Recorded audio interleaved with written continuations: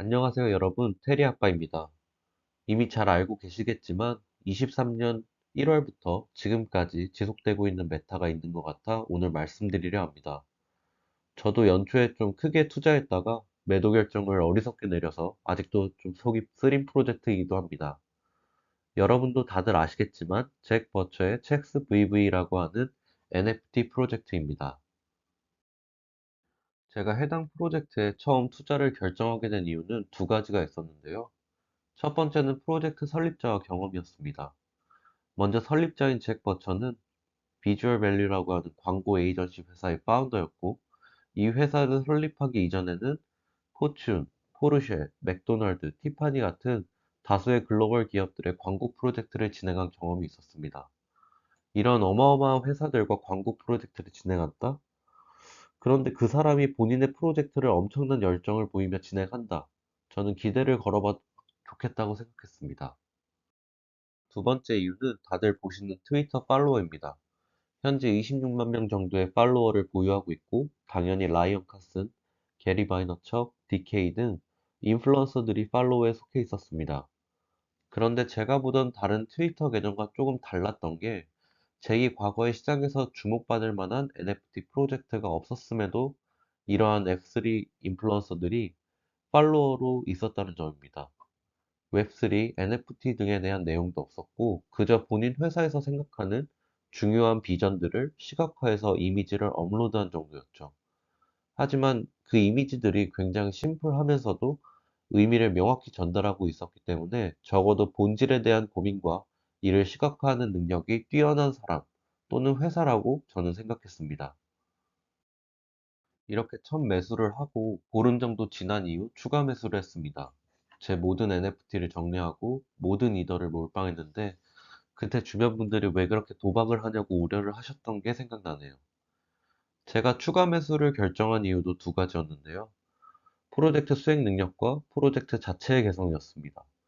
일단 잭은 프로젝트를 하루하루 진행하면서 달성된 업무와 앞으로 할 업무에 대해 트위터에 지속적으로 공개했고, 문제가 생긴 프로세스에 대해서는 다른 팔로워들의 의견을 수렴하면서 해결하려고 노력했습니다. 그 과정 속에서 본인의 프로젝트를 지지하는 자릴이나 트라프 같은 웹3 개발자들과도 협업하게 되었고, 프로젝트 진행 속도는 더 빨라지고 투명해졌습니다. 사업가라면 본인의 과오나 약점을 숨길 만도 한데 그렇지 않았습니다. 또 수행 속도가 자체가 굉장히 빨라서 첵스 프로젝트 시작부터 프로세스와 개발이 거의 끝난 시점까지 두 달이 채 걸리지 않았습니다. 저는 이 점에서 이 정도면 좀 투자해도 좋겠다라고 생각했습니다. 추가해서 두 번째 이유, 프로젝트 자체의 개성.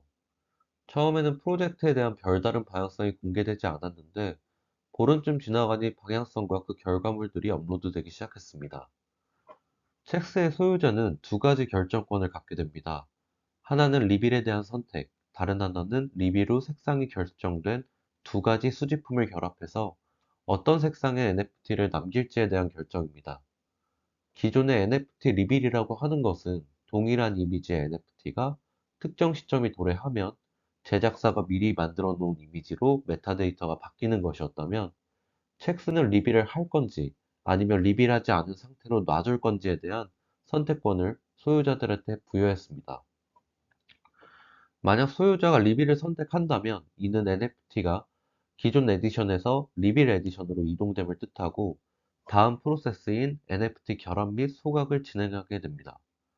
반면에 리빌을 선택하지 않으면 다른 소유자들이 리빌을 함으로써 리빌 에디션으로 이동된 NFT 수만큼 기존 에디션의 전체 NFT 발행량은 줄기 때문에 일종의 소각 효과에 따른 가격 상승 효과를 누릴 수 있었습니다. 리빌이 완료된 첵스 두 개를 결합하면 이미지 속 첵스의 개수가 줄어들면서 기존의 NFT가 가진 색상을 기반으로 새로운 NFT를 생성할 수 있습니다. 소유자는 여러 개의 첵스를 이용해 실제 결합했을 때의 결과를 미리 보면서 어떤 색상의 첵스를 생성할지 고민하게 됩니다. 첵스를 샤라웃한 트윗들을 보면 이러한 과정이 너무 고통스럽고 재밌다고 표현하는 글들을 많이 보실 수 있을 겁니다. 소유자들이 두 개의 첵스 NFT를 결합하면 선택한 하나의 NFT는 남고 나머지는 소각됩니다. 이러한 과정은 이미지 속 첵스 표시가 한계가 될 때까지 계속할 수 있고, 단일 첵스의 NFT를 얻기 위해서는 총 64개의 첵스 NFT가 필요합니다. 소유자는 63번의 선택 과정을 통해 64개, 32개, 16개, 8개, 4개, 2개, 1개로 첵스 숫자를 줄일 수 있습니다. 당연히 첵스 숫자가 적어질수록 가격은 높아집니다.